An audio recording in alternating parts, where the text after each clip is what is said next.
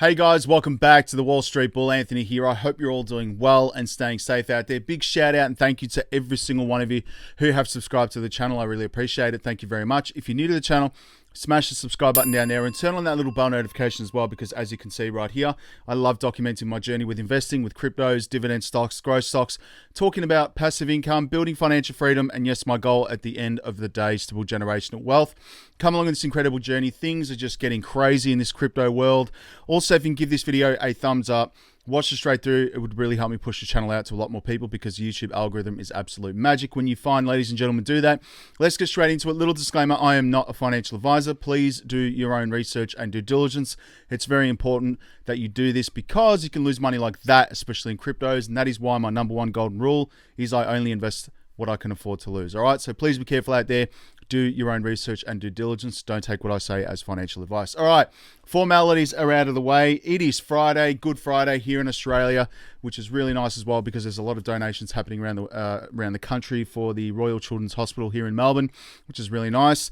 Also, it's Easter weekend as well on Sunday, so a lot of chocolate is going around. Pretty crazy, and hot cross buns.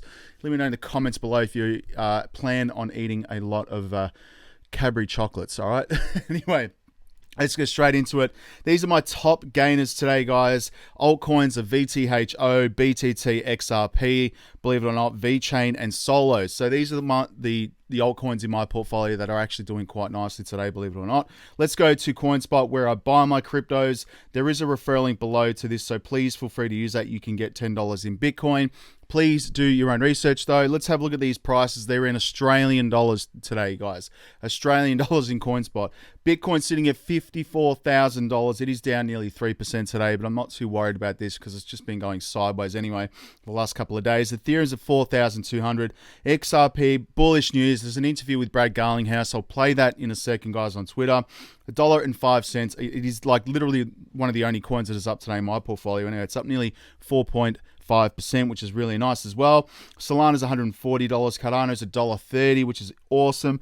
Doge is not even pumping like crazy because of Elon Musk today. He's basically come out and said that he wants to buy Twitter outright and take it private, which is going to be interesting. So I was surprised not to see Dogecoin going absolutely crazy. You know, we'll see what happens though, guys. I'm still holding my Doge. You've got DOT at $25. Shiba Inu is down as well. Matic at $1.92. You've got Cosmos at $33. You've got Algo, a banking coin, $1.01. You've got Stellar at 28 cents. VeChain is down today, 8 cents. Good entry point as well. I still think it's incredibly cheap. Hedera's at 27 cents. Yes, you can stake Hedera now. I'm not doing that. I'm just dollar cost averaging, filling my bags. And the only reason why I say that is because it's on an external sort of like wallet, pretty much like MetaMask. And I've been scarred from doing anything on Chrome and using a digital wallet like that. I'm not really interested in doing anything to do with Chrome and staking my cryptos straight up. I'm keeping them all offline. And basically, I'm only staking on CoinSpot at the moment. So it's pretty cool. Anyway, keep scrolling down here. You've got Theta at $4.26, 26 cents. Sorry, Phantom is $1.61. Axie's at $66. Guys, that staking is ridiculous at 78% APY. Awesome game. Play to earn is going to make a massive comeback, as well as gaming in general in the crypto space, and Axie Infinity is the biggest of them all. I think it's incredibly cheap as well, and to earn passive income from that is awesome, and it gets paid out daily. And also, I just want to bring up as well that CoinSpot have literally just announced an automatic restaking feature, just putting it out there. So one of my awesome followers mentioned that. I did check it out, and I went on CoinSpot. I did see the option for that, and it's only just been recently rolled out online on the desktop, so you can automatically restake your rewards. So you can just literally just leave it compounding 24 hours a day, which is unbelievable. It's awesome. So I just activated all that on the coins that I'm staking. Keep going on here. You've got BTT up slightly, nearly 5%, which is nice. Let's keep scrolling down here. Zcash 202, IOTA's at 92 cents. The Graph 50 cents. Harmony One 17 cents. You've got Zill up slightly today at 15 cents. Gala's at 27 cents. That's incredibly cheap. Quant is $158. And if we keep going down here, you've got Rose at 32 cents. And of course, my other favorite here is XDC at 7 cents. Bullish about XDC. Come on, it's so cheap. It's unbelievable. And it's an ISO 222 compliant project going after a $15 trillion industry, which is trade finance. Unbelievable.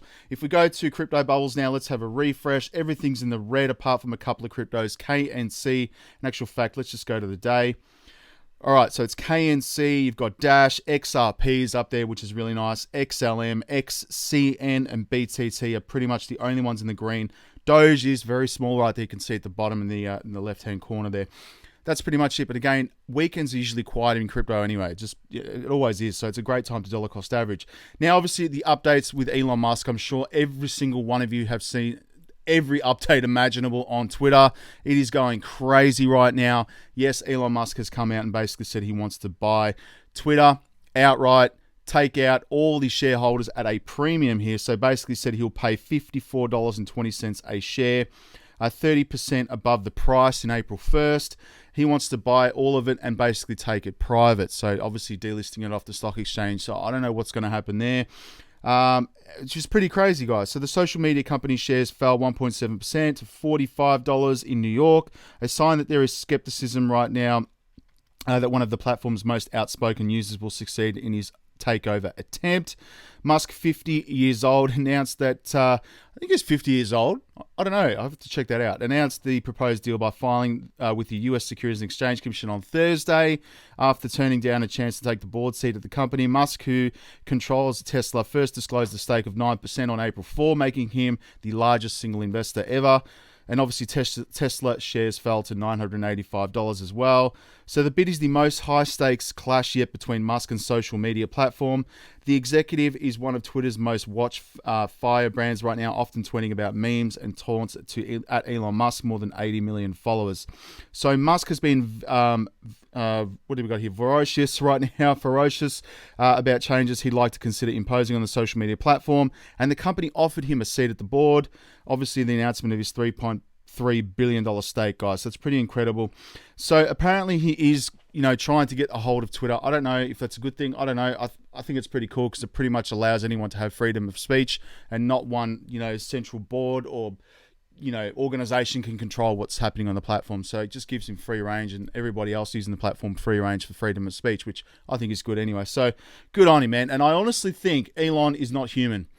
Just putting it out there, again, with my alien theories, I'm big on aliens and stuff like that. I reckon he's not human because the guy's just incredible, man. He's such a brilliant mind. He's taking over, the space industry right now. Now he was going after social media. He's dominating the car industry, building rockets, probably to go back to his home planet, which is somewhere in outer space, just putting it out there. Anyway, some other news here. You've got the US Federal Reserve officially considering a CBDC to improve existing payment systems. There is an interview with a gentleman, I can't remember his name, on Joe Rogan's podcast that did mention that CBDCs were somewhat similar to like food coupons. Now, governments would be handing out CBDCs, central bank digital currencies, to people, and it would basically be like a food stamp. If you don't meet your certain requirements for the new world, basically, or the credits history or scores or something like that, they would then limit the amount of central bank digital currencies that you're allowed to use. And it's just crazy what... Go and have a look at that podcast. It's crazy. I've got a link it below. I'll try and find it, but it's crazy stuff. So I'm not really big on central bank digital currencies. And yes, I think it's good for the space, but for control, it's just like there's too much control happening in the world right now, as everyone knows. You've got Nexo right here teaming up with MasterCard to introduce new crypto cards. So again, this MasterCard and Visa, they're all trying to get into the crypto space. But again, as I mentioned yesterday, I wouldn't use my crypto to buy everyday items because it'd just be ridiculous. As I mentioned yesterday, a cup of coffee in the future could be worth $1,000 because you've paid it in Bitcoin. I wouldn't do it. Anyway, keep moving on. You've got Ripple all set for a big win right here. I don't know why my phone keeps doing this. It's absolutely ridiculous. So Ripple all set for a big win in this legal battle right here. My phone is having a moment right now. Eyeing off US $1. Again, the case is getting very, very interesting right now. And again, there's an interview with Brad Garlinghouse. I'm going to show you that in a second. The SEC has to produce internal documents there in relation to the Hinman speech, which he said Ethereum was not a security. So again, it's just going to be mind-blowing to think what's going to happen to the Ripple price once this all comes out. And obviously, if something comes out that just completely destroys the SEC's case against Ripple, what do you think is going to happen with the price? Let me know in the comments below. I could just predict it's going to go absolutely mental.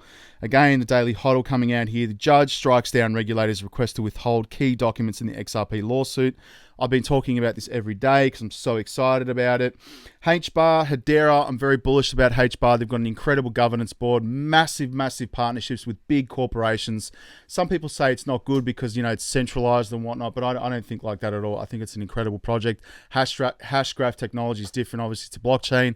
It's very unique. And again, they've already got people using the platform, which again is pretty much similar to Ripple, which all banks are using it. So again, it's pretty bullish stuff here. So they've launched a $250 million blockchain fund.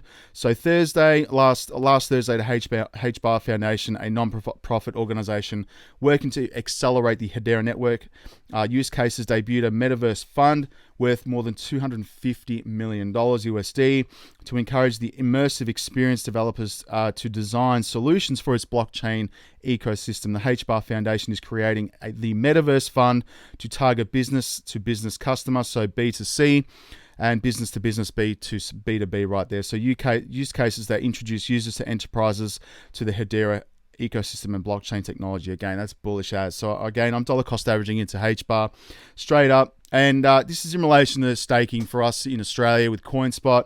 If you're not staking, you're not earning passive income with your crypto, which again, for me, passive income is everything.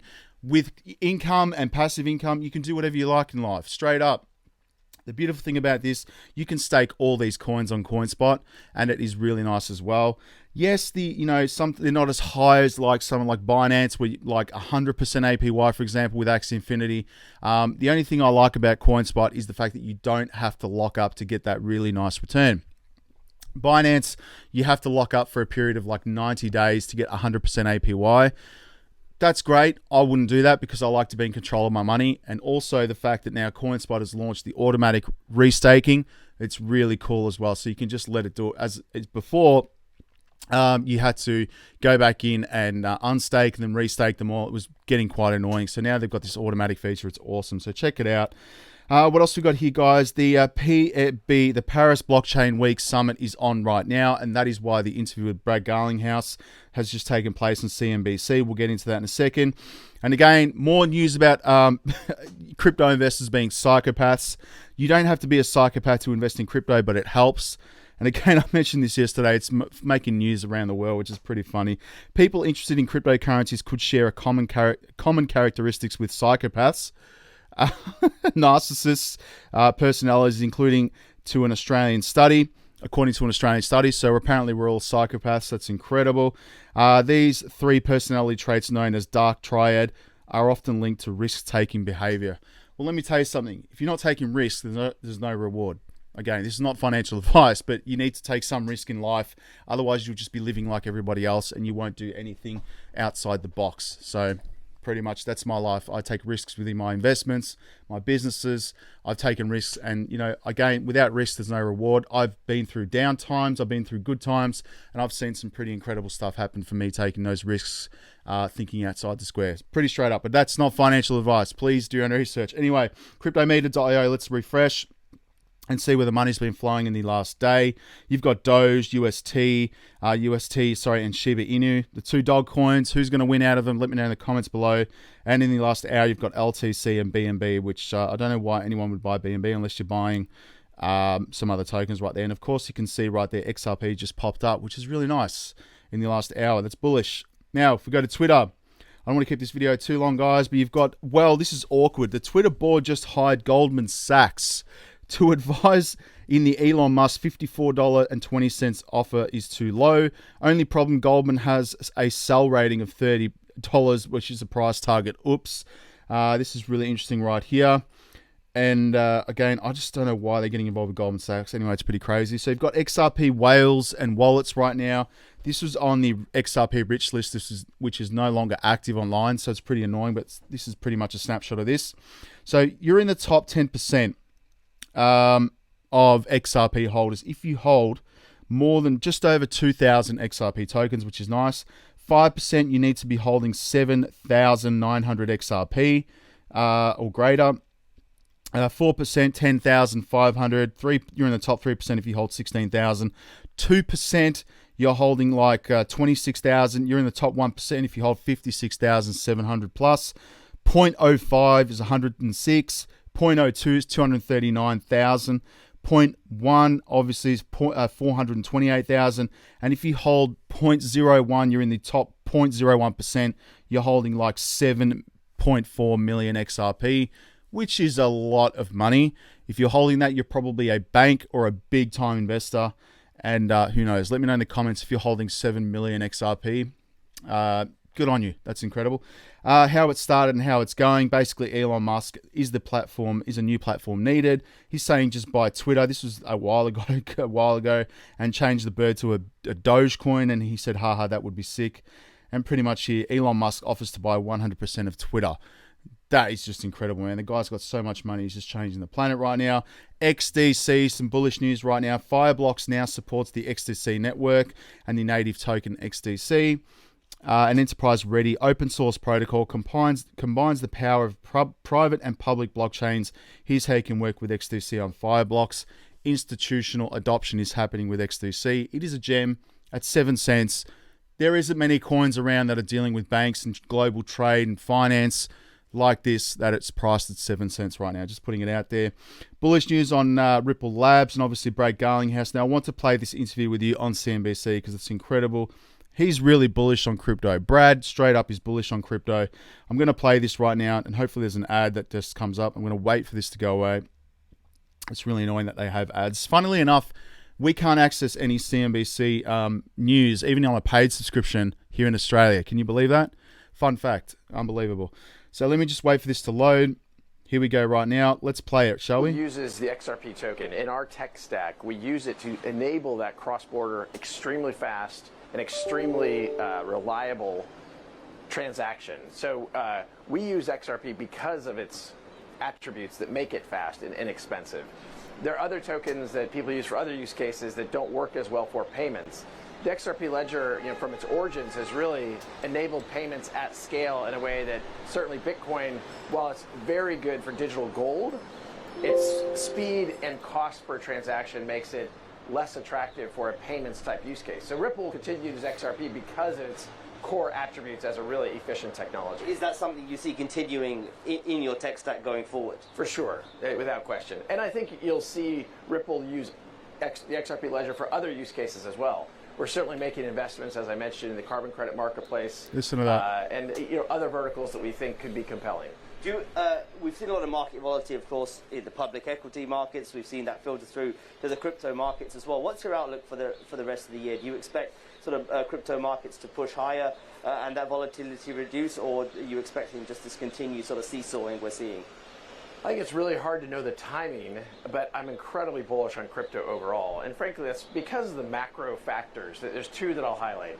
The macro factor around inflation globally. You saw this past week record inflation, for I think 4 decades, inflation in the United States at 8.5%. The other factor I think is really important not to lose sight of is, as you and I have talked about, the move from crypto overall towards an institutional use case, solving real problems for real customers, and these scaled solutions that aren't just about the speculative activity that has really driven some of the historic crypto market activity. Brad, I want to sort of move on and talk about regulation, which has been a huge topic yesterday, and it will continue today as well. You're currently in a legal battle with an SEC that's been going on for a year or so. Can you give us an update on that and when you expect a resolution? That started in December 2020, and the core question there is around a nuanced legal question. Is XRP a security? And did Ripple sell, as an XRP, an investment contract? Did Ripple sell unregistered securities? Did I, Brad Garlinghouse, sell XRP as an unregistered security? I think it's very clear that in the United States, the laws have not been clear. And for the SEC then to go back in time and say, you should have known all along, it's really, I think, going to be hard. It's a hard case. And I think what we're seeing in the court process, which does continue to play out, is a judicial process that recognizes some of this. Even this past couple days, there was a ruling from the court finally requiring the SEC to publish information about some speeches that the Director of Corporate Finance, Hinman, gave about Ether not being a security.